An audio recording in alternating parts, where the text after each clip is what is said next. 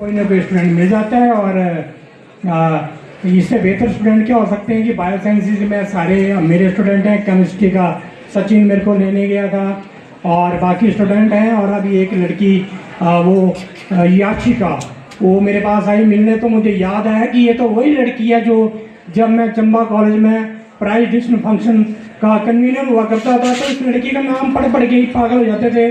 First in management, first in communication, first in accounting, सबसे ज़्यादा prize होते थे इस लड़की के। और कम से कम 1000-1500 के तो प्राइजेस क्लब करके देने पड़ते थे याचिका को। बट एनी हाउ हमें बड़ी खुशी होती है जब हमारे बच्चे यहाँ पर होते हैं। और इस कॉलेज में जब मैं आता हूँ, क्योंकि आपने 32 साल के कैरियर में 18 साल तो मैंने चंबा कॉलेज को दिए हैं, लेकिन that was a golden days. और सबसे बड़ी एसेट है वो ये है, और ये आपकी जहन नवाजी है कि एक टीचर होने के नाते आप लास्ट मोमेंट में कहते हैं सर आपको चीफ गेस्ट बन के आना। चीफ गेस्ट ये हमारे लिए कोई मैंने नहीं रखता, मैंने रखता है कि आपकी रिस्पेक्ट कितनी है और आप रिटायरमेंट के बाद भी जो है लोगों द्वारा याद किए जाते हैं। तो विदाउट साइंस जो है जो आपका फ्यूचर है वो डिपेंड करता है। और अब जो मेन बात करूंगा, क्योंकि ये ज़्यादा प्योर एकेडमिक में करना नहीं चाहता, क्योंकि इतना अच्छा प्रोग्राम आपने यहाँ पर दिया। सबसे इम्पोर्टेंट है कि ये मैं देख रहा था कि जो प्रॉब्लम हमारी कंट्री में क्या है कि हमारी कंट्री में बाबा लोग ज़्यादा हैं, वैज्ञानिक कम है। अब हर कोई दूसरा बंदा बाबा है, और उसमें क्वालिफिकेशन की कोई ज़रूरत नहीं है, सीधो साइंस को वो प्रमोट कर रहे हैं। और science always based on facts, figure, analysis, critical thinking, logical reasoning, इसके ऊपर डिपेंड करती है। और ये जरूरी नहीं है कि आप साइंस पढ़ते हैं तो आप ही साइंटिफिक टेम्परामेंट आपके पास होना चाहिए।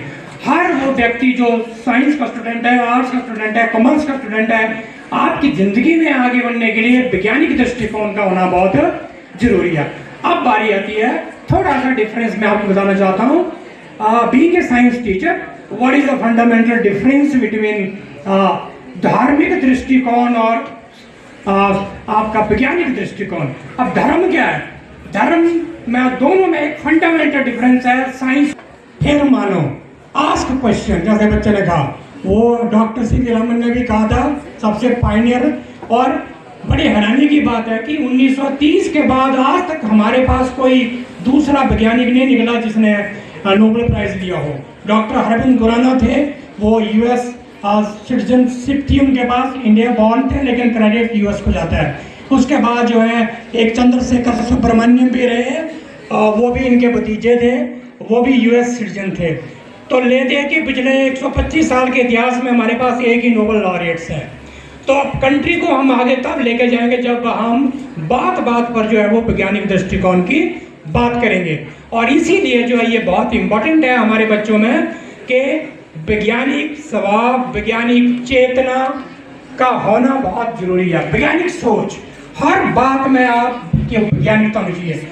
यहाँ आपको देखना पड़ेगा कि फेथ अपनी जगह है, बिलीफ सिस्टम अपनी जगह है, लेकिन साइंस जो है वो हमेशा प्रोग्रेसिव होती है।